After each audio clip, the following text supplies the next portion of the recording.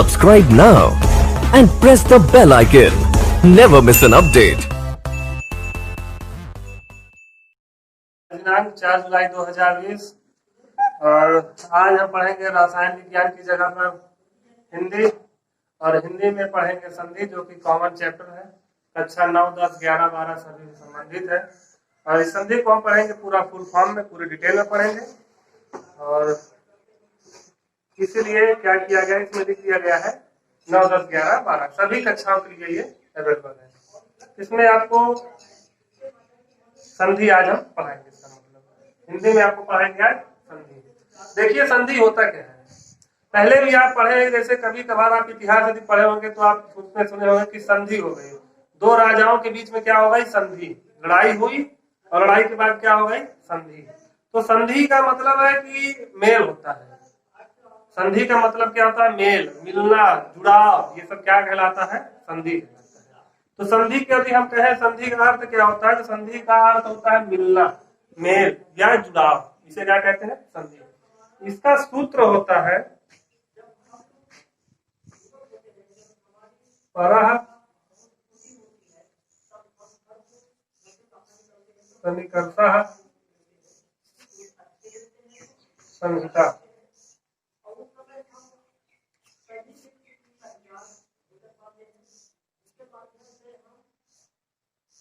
ये क्या है, एक संधि करने वाला सूत्र है, परः सन्निकर्षः संहिता। इसका मतलब होता है कि पास में आकर के, सन्निकट मतलब पास में आकर के जो जुड़ाव होता है उसे क्या कहते हैं, संधि कहते हैं। संधि, संधि का मतलब आप समझ गए, संधि का मतलब होता है मेल, जुड़ाव। अब व्याकरण में संधि को कैसे समझेंगे, देखिए व्याकरण में संधि होता क्या है कि जब दो शब्द क्या होते हैं, पास पास आते हैं, जो दो शब्द पास पास आते हैं तो होता क्या है कि पहले शब्द का अंतिम वर्ण, ध्यान दीजिएगा, जब दो शब्द पास पास आते हैं तो पहले शब्द का अंतिम वर्ण और दूसरे शब्द का क्या पहला वर्ण आपस में क्या होता, अंतिम शब्द क्या होता है, आपस में मिल जाते हैं, अंतिम वर्ण मिल जाते हैं और मिलकर के क्या कर देते हैं, संधि कर देते हैं। जैसे यदि हम बात करें हिम धन आलय, अभी देखिए, अब ये मत सोचिए कभी कौन संधि है, क्या है, कैसे, पहले थोड़ा देखिए। यदि हम यहाँ पे बात करें हिमालय की, हिमधन आलय की बात करें तो हिमधन आलय में आप देखिए कि हिम धन आ, इसे लिख सकते हैं हिमधन आ। अगर आपको विच्छेद करना नहीं आता शब्दों का, थोड़ा देख लीजिए। जैसे हमारा नाम मान लीजिए राहुल है, तो आप इसमें विच्छेद करना है, आपको विच्छेद थोड़ा देख लीजिए। हमारा नाम यदि राहुल है तो ये ऐसे लिखा हुआ है, पहले र क्या है, ऐसे है, फिर किस बड़ा आ की मात्रा है, ये क्या है, ये एक व्यंजन है, और फिर क्या है, बड़ा आ की मात्रा है, फिर क्या है, हा व्यंजन है, फिर क्या है, छोटा ऊ की मात्रा है, फिर क्या है, ला व्यंजन है और छोटा की मात्रा है। ये जो पूरा लिखा है ये हमारा नाम लिखा है राहुल। इसमें क्या है, यह क्या है, व्यंजन है और ये क्या है, स्वर। ये है व्यंजन और ये है स्वर, ये है व्यंजन और ये है स्वर। आप परिभाषा पढ़े होंगे कि व्यंजन ऐसे, व्यंजन क्या है, स्वर की सहायता से बोले जाते हैं। यदि इन्हें बोलना, इन्हें सिर्फ लिखा जा सकता है, इसे आप लिख सकते हैं लेकिन आप इसे बोल नहीं सकते। व्यंजन को आप किसकी सहायता से बोलेंगे, हमेशा स्वर की सहायता से बोलेंगे। तो ये हो गया विच्छेद हो गया, देखिए ये इस शब्द का पूरा विच्छेद हो गया। रा ये व्यंजन है और ये क्या है, बड़ा आ की मात्रा से क्या हो गया, ये बड़ा रा है और ये रा ऐसे था, व्यंजन है अगर हम इसमें हल की बात करें, लेकिन जब इसमें बड़ा आ की मात्रा हो गई तो क्या हो गया, बड़ा बन गया, बड़ा की मात्रा रा। फिर हा है, ये हा हल है, लेकिन जब इसमें छोटा ऊ की मात्रा बन गई तो क्या हो गया, मात्रा लग गई, इसका भी उच्चारण हो गया। फिर ऐसे ही ये हो गया।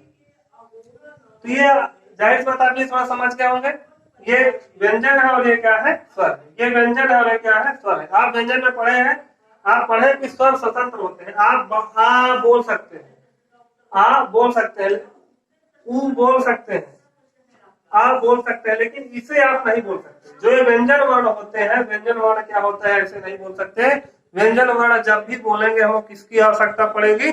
स्वर की आवश्यकता पड़ेगी। तो देखिए, अब आप यहाँ समझ गए होंगे। यदि हम यहाँ पे बात करें तो ऐसे ऐसे लिख सकते हैं, हिम धन आ। यहाँ से आप समझ गए होंगे। और यहाँ पे क्या है? आलया। तो यहाँ देखिए, पहले शब्द का अंतिम वर्ण ये है ना। वर्ण का मतलब होता है मुख से निकली हुई ऐसी छोटी से छोटी ध्वनि जिसका खंडन नहीं किया जा सके, जिसे तोड़ा ना जा सके, वो क्या कहलाता है? वर्ण कहलाता है। अब ये क्या इस आ को तोड़ा जा सकता है? नहीं तोड़ा जा सकता। तो क्या है? ये पहला शब्द है, ये पहला शब्द है, ये दूसरा शब्द है। तो संधि में क्या होता है कि पहले शब्द का अंतिम वर्ण और दूसरे शब्द का पहला वर्ण। देखिए बोल क्या रहा है, इसको सुनना बहुत ही आवश्यक है। पहले शब्द का अंतिम वर्ण और दूसरे शब्द का पहला वर्ण क्या होते हैं, आपस में मिल जाएंगे इसमें, तो क्या हो जाएगा? हिम धन आलिया क्या बन जाएगा? हिमालय। जाहिर बात है, आप संधि समझ गए होंगे कैसे कहते हैं। संधि का मतलब होता है कि पहले शब्द का अंतिम वर्ण और दूसरे शब्द का पहला वर्ण आपस में मिल करके जो परिवर्तन करते हैं, वही क्या कहलाता है? संधि कहलाता है। ठीक है, यहाँ पे संधि में हुआ क्या है? जो ये है आज छोटा आ और ये बड़ा आ मिल करके यहाँ पे क्या हो गया है? बड़ा आ हो गया। हम फिर से आपको कह रहे हैं, आपको यहाँ पे भी मत सोचना है कि कौन सी संधि है। अब आप सिर्फ समझिए कि संधि है, इसमें कौन सी संधि है, आप कभी इस पे आगे हम डिटेल में बताएंगे। ठीक हो गया संधि। संधि होता क्या है? जुड़ा।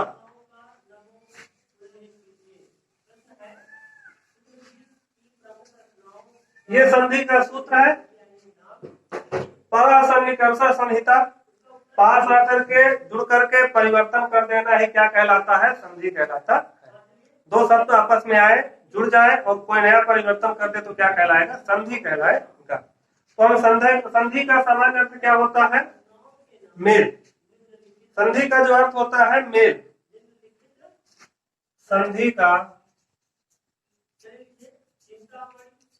सामान्य अर्थ है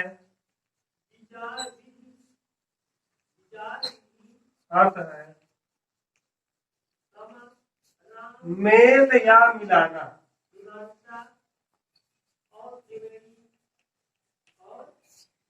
संधि का अर्थ क्या हो गया? मेल, जुड़ना, जोड़ना, मिलाना।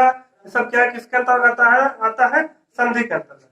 तो हम बताए कि जब दो शब्द क्या आए, पास आए, तो पहले शब्द का अंतिम वर्ण और दूसरे शब्द का पहला वर्ण क्या हो गया? आपस में मिल गए और एक नए प्रकार के शब्द का क्या किया?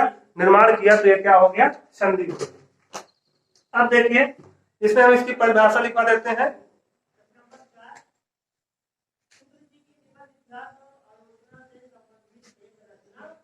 इसमें क्या बताया? जब दो शब्द क्या आएंगे? पास पास आएंगे। जब दो शब्द पास पास आते हैं तो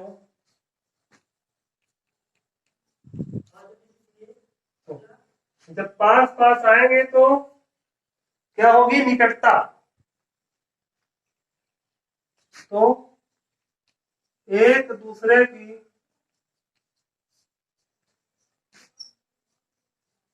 निकटता के कारण। जब दो शब्द क्या होते हैं? पास पास आते हैं तो एक दूसरे की निकटता के कारण क्या होता है? पहले शब्द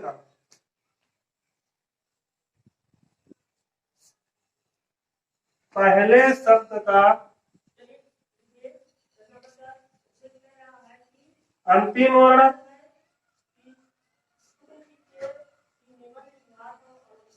तथा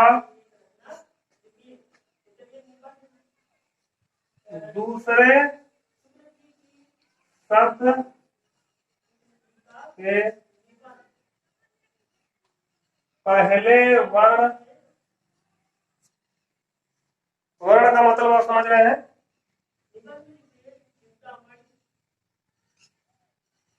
पहले शब्द का अंतिम वर्ण तथा दूसरे शब्द के पहले वर्ण अथवा दोनों में। देखिए बात यहाँ पे क्या है कि पहले शब्द का अंतिम वर्ण या दूसरे शब्द का पहला वर्ण आपस में मिलेंगे तो, या दोनों मिलेंगे तो क्या होगा, जो परिवर्तन होगा,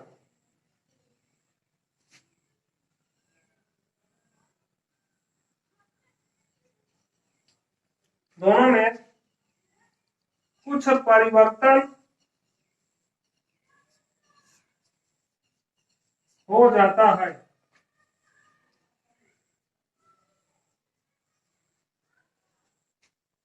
जब दो शब्द पास पास आते हैं तो होता क्या है कि एक दूसरे की निकटता के कारण पहले शब्द का जो अंतिम वर्ण या दूसरे शब्द का पहला वर्ण या दोनों में कुछ क्या होता है, परिवर्तन हो जाता है, कुछ क्या हो जाता है, अलग हो जाता है। परिवर्तन को विकार भी कहते हैं। क्या होता है, कुछ परिवर्तन हो जाता है, कुछ अलग हो जाता है। जो इस प्रकार जो परिवर्तन होता है उसे क्या कहते हैं, संधि कहते हैं।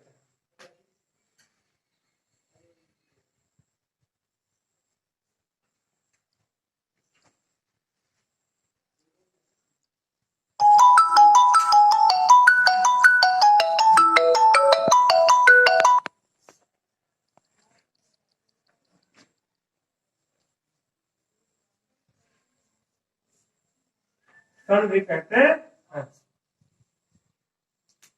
जाहिर सी बात, आपको संधि समझ में आ गई होगी। दो शब्द पापा से मिलेंगे तो निकटता होगी, पास आएंगे तो पास आने के कारण क्या होता है, पहले शब्द का अंतिम वर्ण या दूसरे शब्द का पहला वर्ण या दोनों में क्या हो जाता है, कुछ परिवर्तन हो जाता है। और इस प्रकार जो होता है, जो परिवर्तन, इस प्रकार जो परिवर्तन है, इस प्रकार के परिवर्तन को क्या कहते हैं, संधि कहते हैं। इस प्रकार के परिवर्तन को संधि कहते हैं। इस प्रकार के होने वाले परिवर्तन को आप इतना समझ गए हैं कि संधि का अर्थ है मेल या मिलना, जुड़ना। और जब पास पास आएंगे शब्द तो आपस में क्या होंगे, जुड़ेंगे तो उनमें कुछ क्या होगा, परिवर्तन होगा। तो जो परिवर्तन होगा वही क्या कहलाएगी, हमारी संधि कहलाएगी। लिख लीजिए इसे।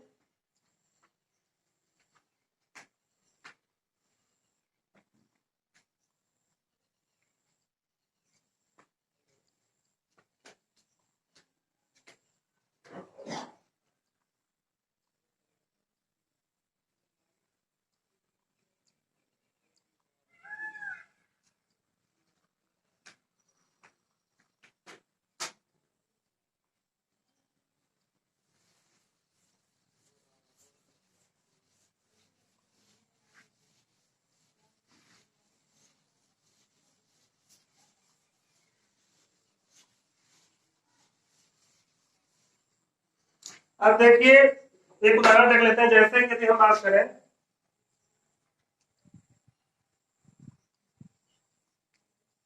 जैसे हम बताएं आपको हिमधन आलेया,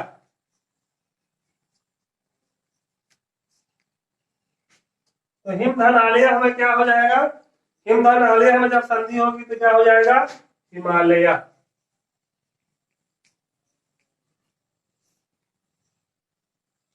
ठीक है, क्या हो गया, हिमालय।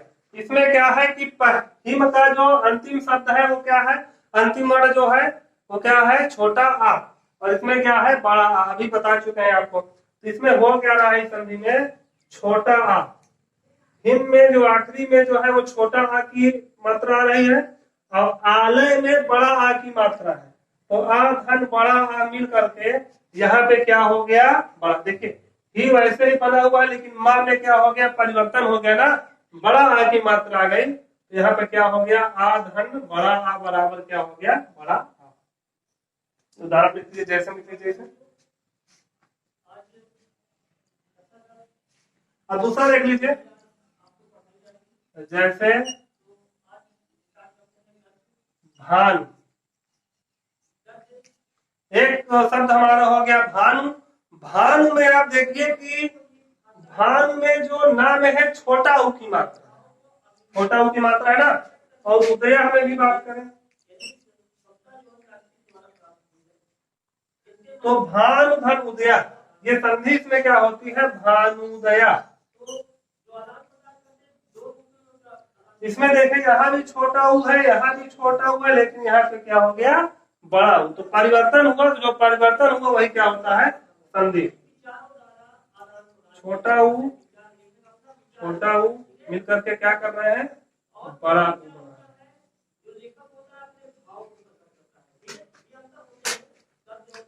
ये संधि के दो उदाहरण है आपको समझने के लिए। इसके बाद हम जब डिटेल में पढ़ेंगे तो एक एक संधि के कम से कम 20-20 उदाहरण पढ़ेंगे, 15-15 उदाहरण पढ़ेंगे, तो संधि हम एकदम डिटेल में समझेंगे। जो भी पढ़ना है डिटेल में पढ़ना है, अच्छे से पढ़ना है।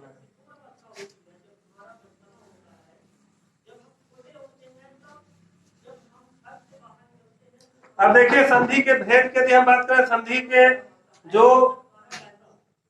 के भेद होते हैं, संधि के 3 भेद होते हैं। संधि के 3 भेद होते हैं।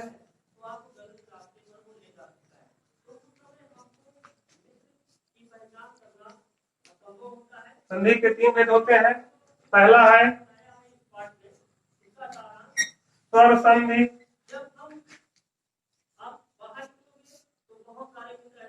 दूसरा है व्यंजन संधि,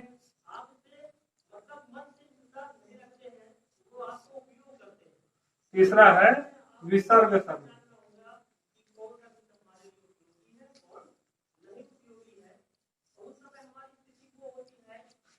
संधि में 3 प्रकार की संधि है, स्वर संधि, व्यंजन संधि और विसर्ग संधि। ये संधि के 3 भेद होते हैं। इसको नोट कर लीजिए।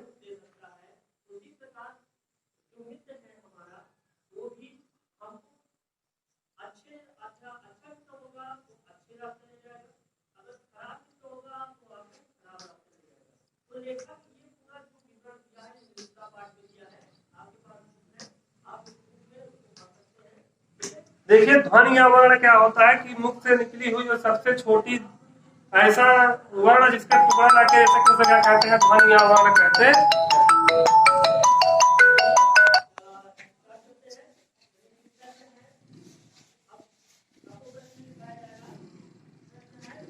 अब देखिए हम बात करें, अब संधि में बता दिया गया 3 प्रकार की संधि। इसमें पहले पढ़ेंगे क्या, स्वर संधि।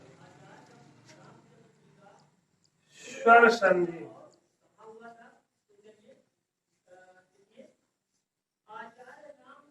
पहली संधि हमारी क्या है, स्वर संधि। स्वर संधि तो स्वर संधि में क्या होता है कि स्वर के बाद जब स्वर आए, स्वर संधि में क्या होगा कि जब पहले शब्द का अंतिम वर्ण भी स्वर हो और दूसरे शब्द का पहला वर्ण भी स्वर हो, तो जब स्वर के बाद स्वर आए तो उनके मेल को क्या कहते हैं, स्वर संधि कहते हैं। क्या हो, स्वर के बाद जो स्वर आए तो ध्वनि संबंधी जो परिवर्तन होगा, वर्ण संबंधी जो परिवर्तन होगा, वो क्या कहलाएगा, स्वर संधि कहलाएगा।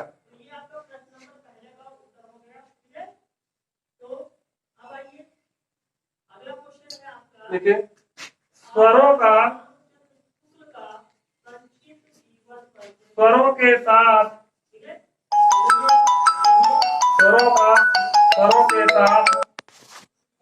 मेल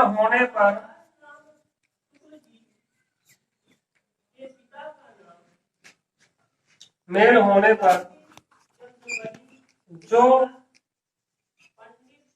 ध्वनि संबंधी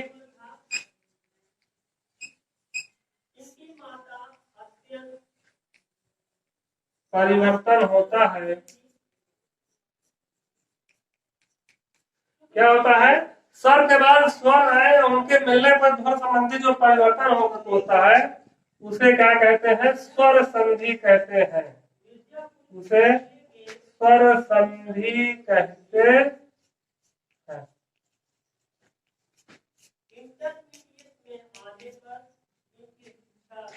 स्वर का, स्वरों का जो है स्वरों के साथ मेल हो, क्या हो, स्वर का मेल सिर्फ किससे हो, स्वर से हो, उसमें जो परिवर्तन आएगा, जो ध्वनि संबंधी या जो वर्ण संबंधी जो परिवर्तन आएगा उसे क्या कहेंगे हम, स्वर संधि कहेंगे। नोट कर लीजिए।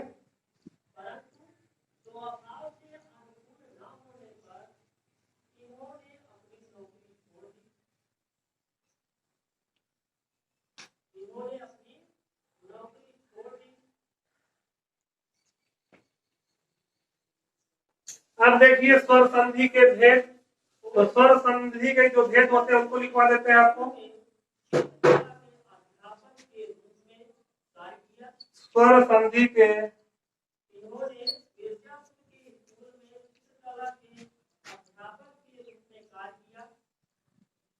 भेद निम्न है।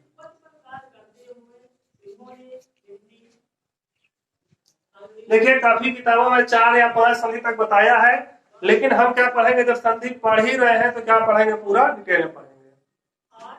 तो स्वर संधि के भेद निम्न है। उन संधि में जो पहली संधि आपकी वो आती है दीर्घ संधि। स्वर संधि के जो भेद में आते हैं तो पहली संधि क्या है, दीर्घ संधि है।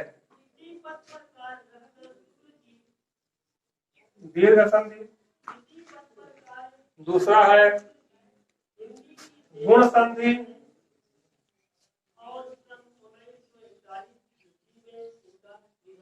तीसरा है वृद्धि संधि। चौथी है यण संधि।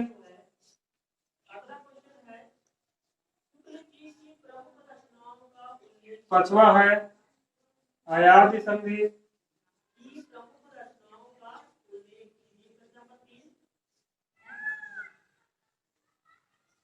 छठवां है पूर्व रूप और सातवां है पर्व। आप अधिकांश रूप से यहाँ तक 3 या 4 संधि पढ़े होंगे अभी तक।